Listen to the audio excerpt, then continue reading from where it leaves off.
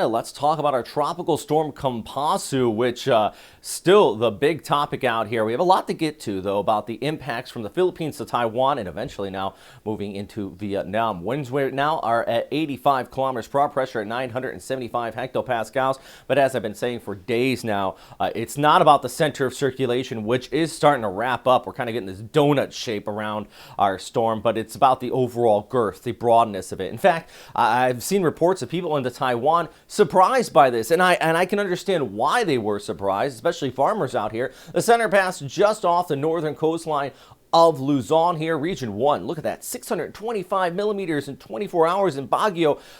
That is over a month's worth of rainfall for the month of October there in just 24 hours. Severe flooding taking place, but also 850 millimeters back towards Taiwan, and that was a result of just the general size of this storm system really creating that threat of flooding. Now, that inflow on the backside of this, of course, moving over across northern portions of Luzon. There's some water rescues there in Baguio. That's 600 millimeters plus of rainfall causing flooding out there too. This is in La Union. Water rescues taking place as well. I mean, they got tremendous amount of rainfall, and all that water came downhill into some of the rivers there, and they were put at alert levels. And I've seen multiple reports of the strawberry farms. I didn't realize it was such a big business in Banguet, but yeah, a few people talking about how those are destroyed as well. And like I said, it's all due to that inflow and just the overall size of our storm system with that moisture wrapping in around from the west, adding up some of these reports. I mean, look at that, 501 millimeters in just 30 hours there. It's about 20 inches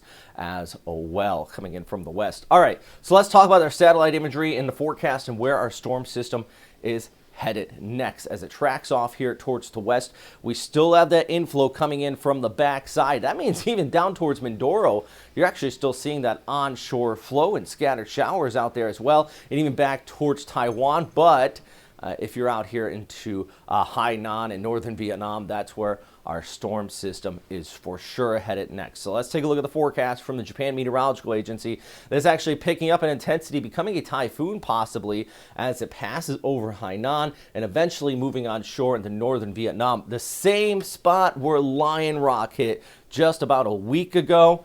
I mean, you got a few places here. You got a 100% chance of at least a tropical storm strength conditions as this pushes overhead. Da Nang about 40 to 50% chance as well as this kicks on by. So man, there's a whole slew of impacts to be had. Here's a look at the hour-by-hour forecast as we go ahead through Tuesday, at least improving conditions on the backside of this for those heavily hit areas across Region 1, but still got that inflow passing back towards Mindoro, and like I said, Wednesday afternoon, Hainan, it's going to move right overhead, and then as we go hour by hour into Thursday morning, it starts to kick up that heavy rainfall into northern Vietnam, so for sure, flooding possible. Let's pull back the bigger picture, though, because of course this is moving west, but look at the overall flow on the backside of this. We still have that monsoonal flow through Wednesday and Thursday, and then eventually the easterlies are going to kick up by Friday into Saturday for the east coast of Luzon and into Taiwan. So, you know, Tuesday, Wednesday, we got some time to dry out and pick up the pieces here.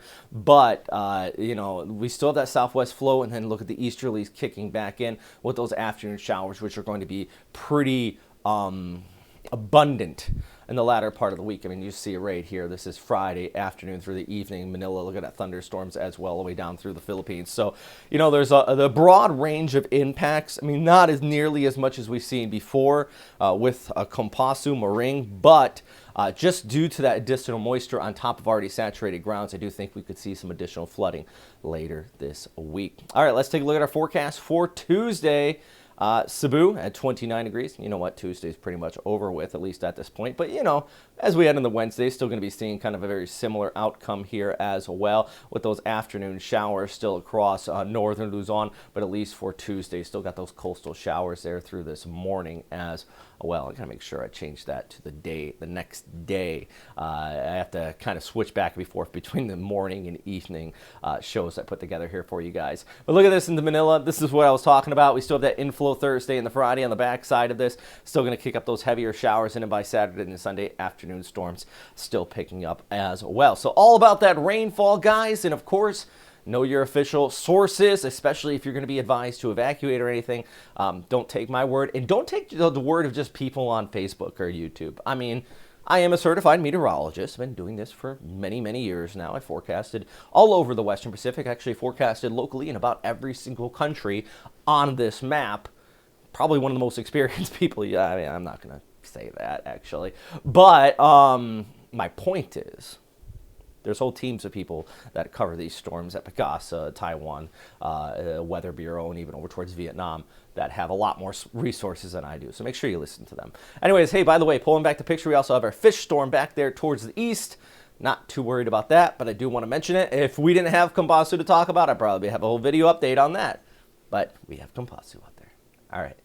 If you have any questions, comments, or suggestions, please let me know. And if you do like these updates, check out our Patreon. We just had Dave. He started donating $3 a month yesterday. I truly, truly appreciate it. So you guys are legends. Stay safe out there.